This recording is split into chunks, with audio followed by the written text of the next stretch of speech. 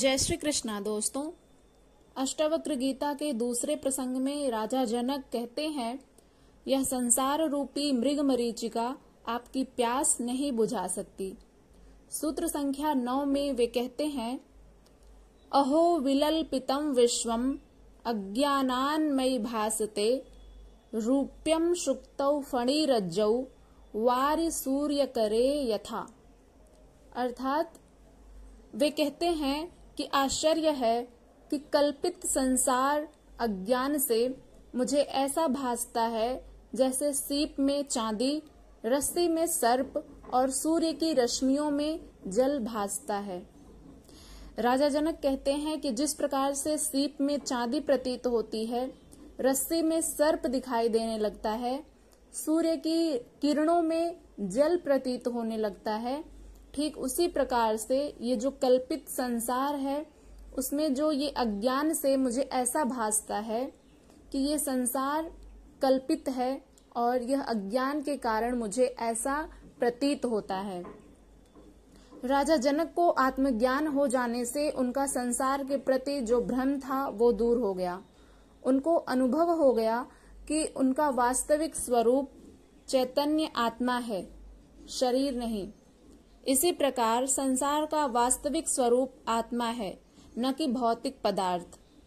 यह संसार जैसा दिखाई देता है वह वास्तविक नहीं है, वह कल्पना मात्र है जो अज्ञानवश वास्तविक जैसा दिखाई देता है।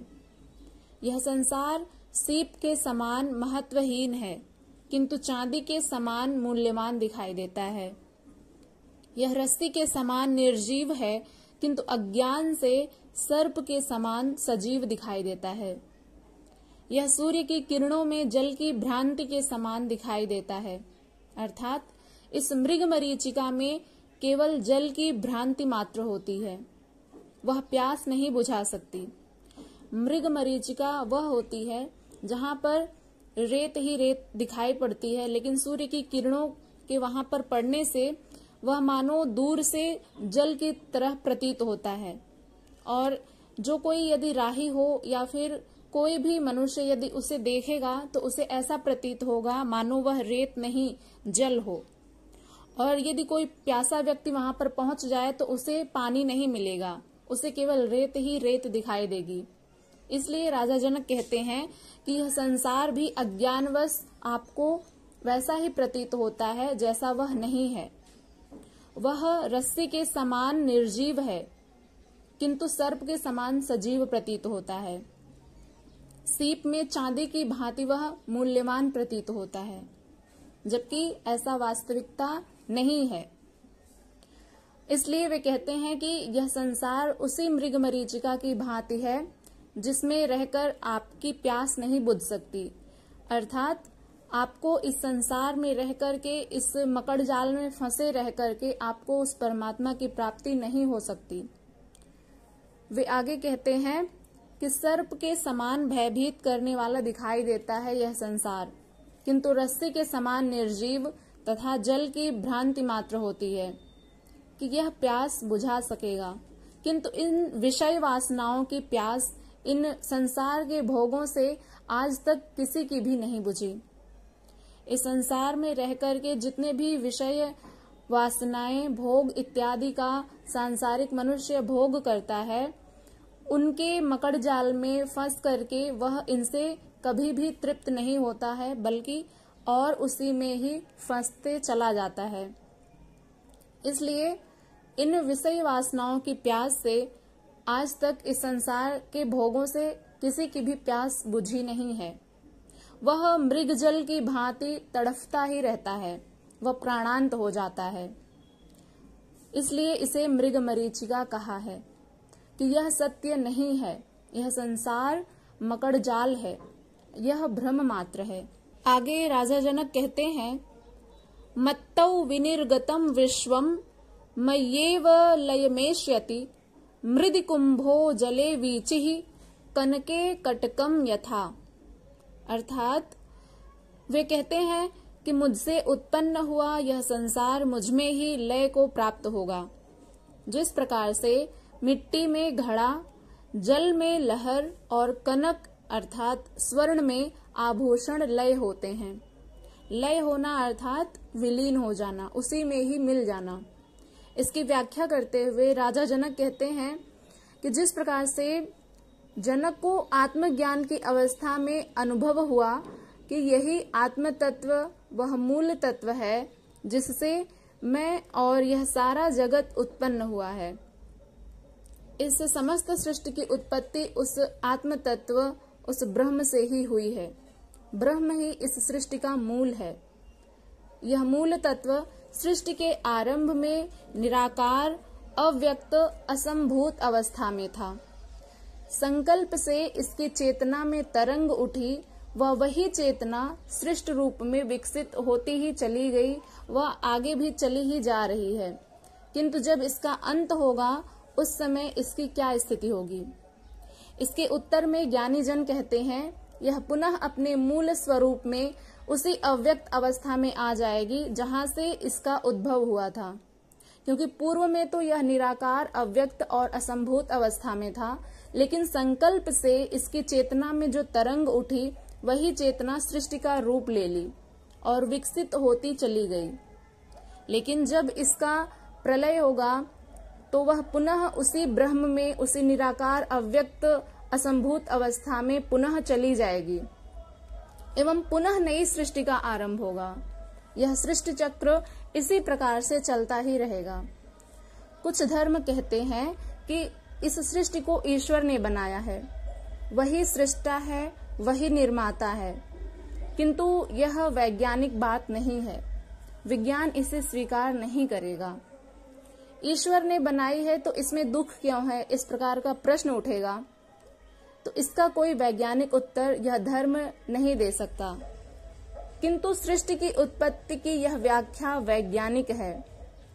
आज नहीं तो कल विज्ञान इसी का समर्थन करने में सक्षम होगा। जो कहते हैं कि सृष्टि अनादि है, उसका कोई बनाने वाला नहीं है आदि, तो इसमें कुछ सार तो अवश्य ही होगा कि किसी व्यक्ति जैसे ईश्वर ने ये नहीं बनाई, वरन यह सृजन की स्वाभाविक प्रक्रिया से बनी है। इसका कोई उद्देश्य भी नहीं है। रूप परिवर्तन होता ही रहता है। कभी इसमें पदार्थ कभी नष्ट नहीं होता, केवल रूप परिवर्तन करता है।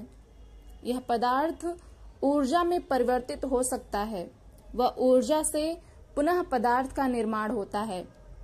जैसे एक उदाहरण के माध्यम से समझते हैं, पानी है वह बर्फ बन जाता है, पुनः बर्फ से पिघलकर वह पानी बन जाता है। ठीक इसी प्रकार से पदार्थ ऊर्जा में परिवर्तित हो सकता है, वह पुनः ऊर्जा से पदार्थ का निर्माण हो सकता है। यह वैज्ञानिकों की मान्यता है। जनक भी यही वैज्ञानिक बात कह रहे हैं कि यह संसार मुझसे उत्पन्न हुआ है, जो इस सृष्टि का मूल तत्व है। अब यहाँ पर बहुत ही गूढ़ बात है, इसको समझने का प्रयत्न करिएगा कि जब राजा जनक यह कह रहे हैं कि यह जो सृष्टि है वह मुझसे ही उत्पन्न हुई है, मुझसे अर्थात मैं चूंकि चैतन्य स्वरूप आत्मा हूँ, तो वह चैतन्य स्वरूप आत्मा कैसा है, तो उससे ही इस सृष्टि की उत्पत्ति हुई है। इसलिए यह समस्त सृष्टि प्रलय के समय उसी में ही विलीन हो जाएगी। ठीक उसी प्रकार से जैसे बर्फ पानी बन जाता है और पानी पुनः बर्फ बन जाता है, तो इस सृष्टि का जो मूल तत्व है वह ब्रह्म है, आत्मा है। इसलिए यह संसार मुझसे ही उत्पन्न हुआ है, क्योंकि मैं भी उसी चैतन्य आत्मा का ही अंश हूँ।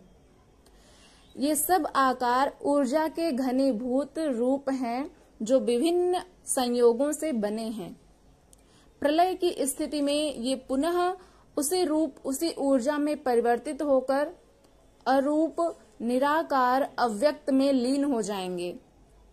क्योंकि इससे पूर्व तो उसका यही आकार था कि उसका कोई आकार नहीं था, वो निराकार था, अव्यक्त, असंभूत अवस्था में था।